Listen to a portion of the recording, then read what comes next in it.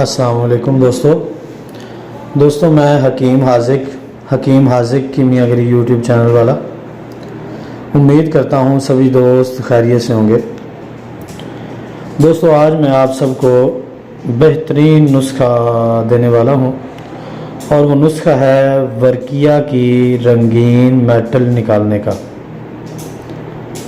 इंशाअल्लाह अज़ीज़ 22 प्लस उसका कलर होगा, 22 कैरेट प्लस, मुकम्मल 24 कैरेट नहीं होगा, 22 से ज़्यादा होगा इंशाल्लाह।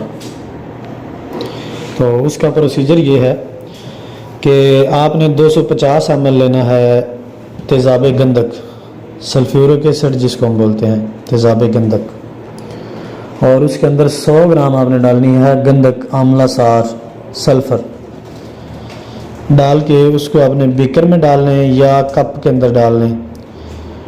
डालकर उसको आपने रेत जंतर दरमियानी सी आंच पर रख के आपने उसको पकाना है। तो जब गंधक उसके अंदर पिघल जाए, तेल हो जाए, तो उसके बाद आपने 6-6 ग्राम की डलियां डाल देनी है वर्किया की। ये जो आम सस्ती वर्किया हड़ताल होती है ना, हरियावल भी हम उसको बोलते हैं, उसकी आपने 6-6 ग्राम की डलियां डाल देनी है, तकरीबन 5 तोला 50 ग्राम डाल के उसको आपने नरम आंच पे पकाना है, दरमियानी सी आंच पे, तकरीबन 72 घंटे पकाने के बाद अगर उसके दरमियान तेज़ाब कम हो तो आपने तेज़ाब उसमें और डाल देना है, क्योंकि ज़ाहिर है जब ये लगातार पकेगी तो तेज़ाब तो कम होगा उसमें, और तेज़ाब आपने और डाल देना करना है। इसको आपने 72 घंटे पकाना है। 72 घंटों के बाद आपने आंच बंद कर देनी है इसको मुकम्मल तौर पे। जब आंच बंद हो जाए, अभी पिघली हो गंधक, उसमें गंधक जमी ना हो, पिघली हुई हो, तो उसमें से आपने इनको निकाल लेना है, डलियों को किसी चिमटी वगैरह के साथ निकाल के उनको अच्छी तरह किसी मोटे कपड़े से साफ़ कर लेना है। उसके ऊपर से गंधक आपने हटा लेनी है।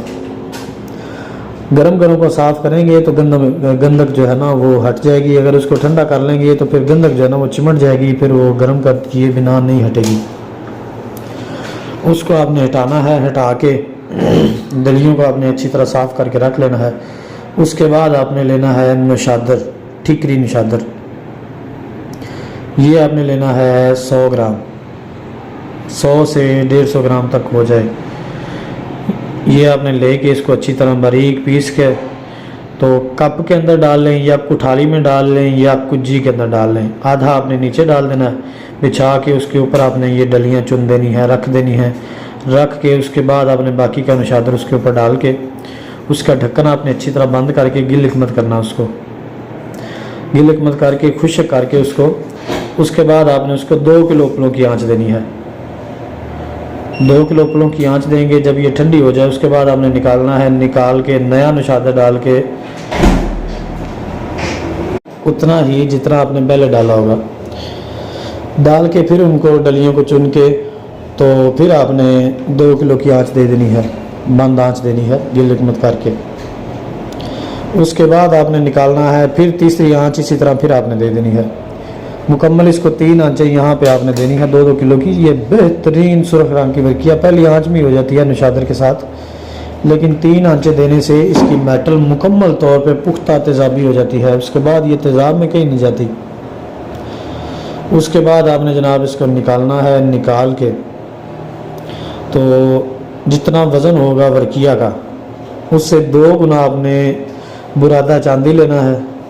बुरादा चांदी डाल के और इसके बराबर आपने कॉपर का बुरादा डालना है। चाहे तो आप कॉपर का बुरादा ले लें। डाल के वर्किया के बराबर वज़न बुरादा तांबा और 2 गुना बुरादा चांदी, इसको अच्छी तरह आपने खरल कर देना। खरल करके 5 किलो की आग दे दें।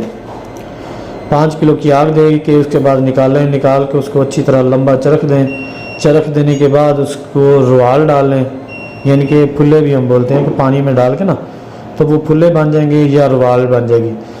उसको निकालें। निकाल के उसको तेज़ाब को खिला दें, तेज़ाब शोरा को, नाइट्रिक एसिड को रिफ़ाइन करें, उसका निहार करें।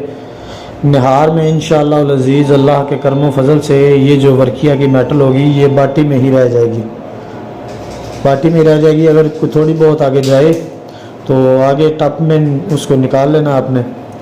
निकाल के उसके बाद आपने इसको डायरेक्टली गोल्ड के ऊपर तरह कर देना है। तो इंशाअल्लाह लजीज़ अल्लाह पाक के करम फजल से बेहतरीन माल होगा।